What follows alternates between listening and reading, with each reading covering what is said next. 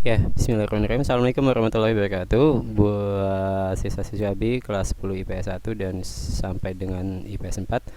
eh Abi mau menyampaikan tentang penjelasan mengenai file yang sudah dibagi ya. Ini adalah videonya penjelasan tentang pengelolaan sumber daya alam di Indonesia ya. Jadi di pada file yang sebelumnya itu agak ribet ya, kita nanti kamu agak sulit memahaminya. Filenya pakai yang ini aja, langsung Abi jelasin ya. Jadi di hadapan kita ini kita akan menjelaskan di file ini tentang mulai dari definisinya, klasifikasi tentang sumber daya alam yang ada di Indonesia, juga tentang pemanfaatannya, wilayah persebarannya ya, dan beberapa hal lainnya, yaitu juga termasuk tentang kerusakan lingkungan yang diakibatkan dari pengelolaan sumber daya alam yang salah. Nah, tapi video ini akan dibagi menjadi tiga video ya. Kita akan bahas dulu untuk video yang pertama ini, durasinya kurang lebih 15 menit. Oke, di depan ini kita ada gambar tentang pengeboman ya, jadi penenggelaman sebuah kapal asing yang memasuki wilayah Nusantara, dan dia melakukan pencurian dari sumber daya ikan yang ada di laut ya, lalu dibom oleh diledakkan ya, ditenggelamkan supaya memberikan efek jera ya bagi para nelayan kapal-kapal asing yang memasuki ke wilayah perairan Indonesia dalam rangka mengambil sumber daya ikan yang ada di Indonesia. Kenapa hal ini dilakukan? Karena memang ternyata ya, sumber daya alam ikan itu salah satu dari jenis sumber daya alam yang ada di Indonesia, memiliki nilai ekonomis yang tinggi gitu, nilai ekonomis yang tinggi, sehingga menyebabkan negara mengalami kerugian yang cukup banyak ya akibat pencurian ikan ini. Oke. Nah, di video yang ini kita membahas yang pertama, yaitu dimaksudkan setelah menonton video pemaparan materi ya potensi sumber daya alam di Indonesia, kalian mampu memahami jenis-jenis sumber daya alam ya, mulai dari sumber daya alam kehutanan, pertambangan, kelautan, dan pariwisata di Indonesia secara tepat ya, mudah-mudahan. Oke, nah di hadapan kita ini ada dua gambar ya, ada gambar laut yang sebelah kiri ya, wilayah yang ada di pesisir pantai. Lalu yang kedua ada tentang batu bara ya, tambang batu bara. Nah, menurut kalian kira-kira mana di antara dua gambar ini yang merupakan sumber daya alam? Oke, yang mana? Yang sebelah kiri atau yang sebelah kanan? Ya, mungkin kebanyakan di antara kalian adalah mengatakan yang sebelah kanan ini ya. Yang sebelah kanan ini merupakan sumber daya alam. Tapi sebenarnya pada prinsipnya yang sebelah kiri ini juga sumber daya alam gitu ya. Kenapa dikatakan sumber daya alam? Nah, kita mengacu kepada definisi ini. Apa itu yang dimaksud dengan sumber daya alam? Adalah semua material yang memiliki nilai tambah yang dapat dimanfaatkan untuk kemaslahatan hidup manusia ya, meningkatkan kesejahteraannya. Nah, jadi kalau kita lihat pada gambar yang ada di sebelah kiri ini, sebenarnya jadi apa saja gitu ya, semua material apa saja, baik itu tumbuhan, baik itu dia perbukitan, baik itu daratan, lokasi ya, baik itu laut, serta segala kandungan yang ada di dalamnya ya, ikannya, perairannya. Ketika dia bisa memberikan maslahat ya bagi dan manfaat bagi manusia, maka dia disebut sebagai sumber daya alam ya. Jadi ini yang disebut sebagai sumber daya alam yang ada di yang dimaksud sebagai sumber daya alam ya. Oke, jadi jangan terjebak lagi dengan sumber daya alam itu harus emas, tambang ya, minyak, dan segala macam. Jadi segala sesuatu hal yang memiliki potensi ya, walaupun kadang-kadang sumber daya alam itu tidak bermanfaat buat kita, tapi bisa jadi bermanfaat bagi masyarakat lainnya. Contohnya seperti kayak penggunaan pupuk kandang ya, mungkin bagi kita seorang pelajar nggak ada manfaatnya, tapi bagi manusia yang lain itu memiliki manfaat. Jadi nggak subjektif ya, kita harus ini secara objektif. Atau bisa jadi pada hal yang kedua. Apa yang kedua? Yaitu tentang pemanfaatan, waktu pemanfaatannya. Bisa jadi sumber daya itu merupakan sumber daya, tapi saat ini itu belum dimanfaatkan. Kenapa? Karena belum ada pengetahuannya dalam memanfaatkannya.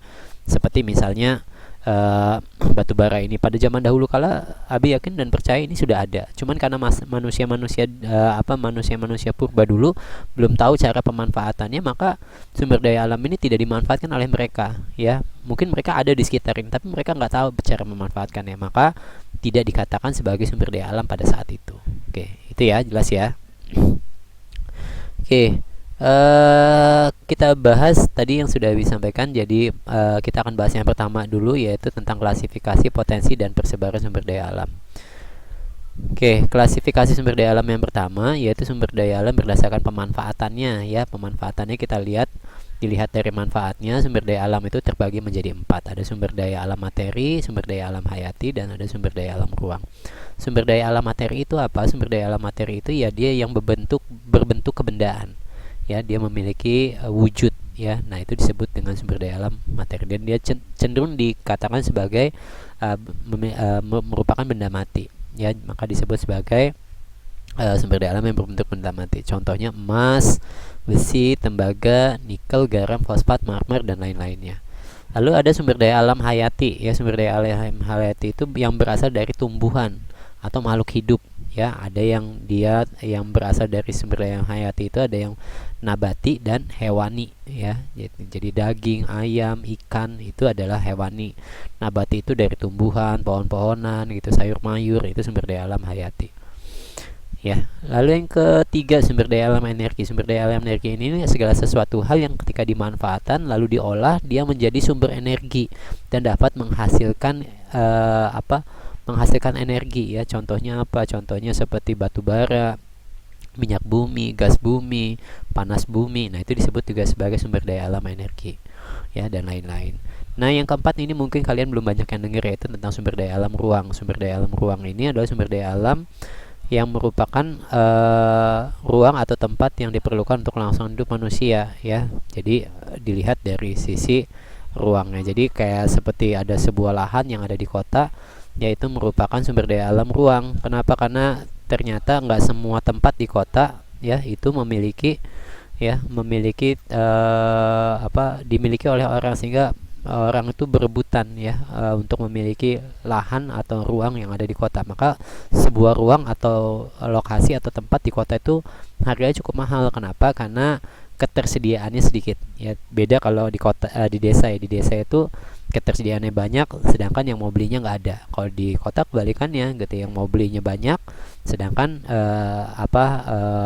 yang ditawarkannya tidak ada. Ya, itu seperti hukum ekonomi, ya. Kalau barangnya nggak ada, maka harganya mahal. Tapi kalau barangnya banyak, maka harganya sedikit. Lalu yang kedua, berdasarkan ketersediaannya. Berdasarkan ketersediaannya dibagi menjadi 2, ya. Dia itu adalah sumber daya alam yang mudah diperbarui atau sumber daya alam yang tidak mudah untuk diperbarui.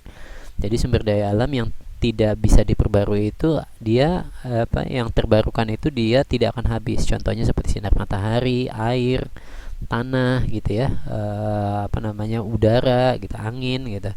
Itu tidak akan habis, ya. Sinkletik kalau nggak salah, ya, istilahnya itu. Jadi sumber daya alam yang berkelanjutan, ya, yang tidak akan pernah habis. Lalu yang kedua adalah sumber daya alam yang jumlahnya tetap dan tidak dapat dikonsumsi terus-menerus, ya. Misalnya bahan bakar fosil itu adalah sumber daya alam yang tidak terbarukan, ya. Maka pemanfaatannya harus seefisien mungkin. Kenapa? Karena dia baru bisa dipulihkan ketersediaannya ketika telah diolah dan diproses oleh alam selama waktu yang jutaan tahun.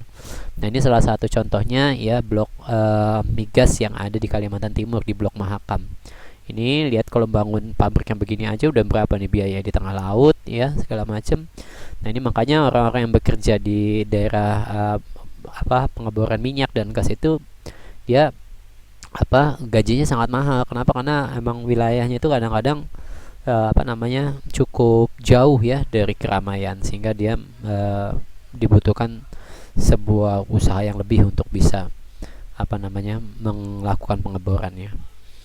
Yang ketiga adalah sumber daya alam berdasarkan sumber asalnya, ya. Nah, ada yang berasal dari sumber biotik dan ada yang berasal dari sumber abiotik.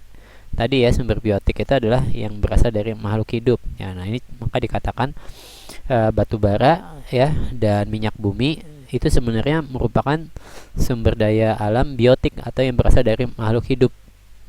Walaupun sumber daya alamnya itu mati ya, bukan makhluk hidup, tapi dia sebenarnya berasal dari bahan hidup ya.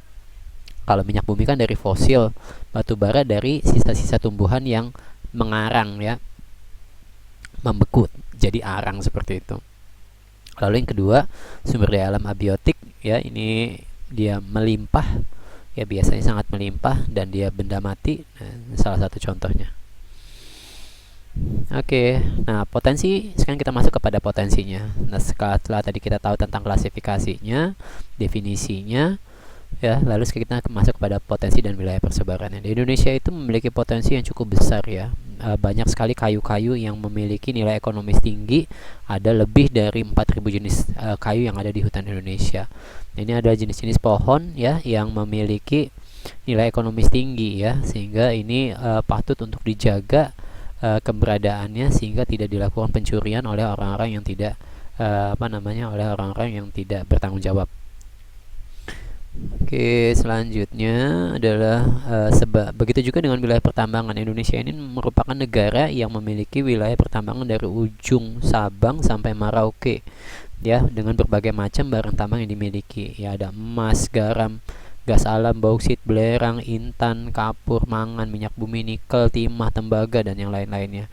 Ini adalah sebuah negara yang kaya, maka penting bagi kita untuk mengetahui ini sehingga kita jadi tahu ya, Indonesia ini negara yang kaya, maka jangan pernah sampai sejengkal pun ya wilayahnya dikuasai oleh asing dan dimanfaatkan oleh asing ya, tidak untuk kesejahteraan bangsa Indonesia sendiri.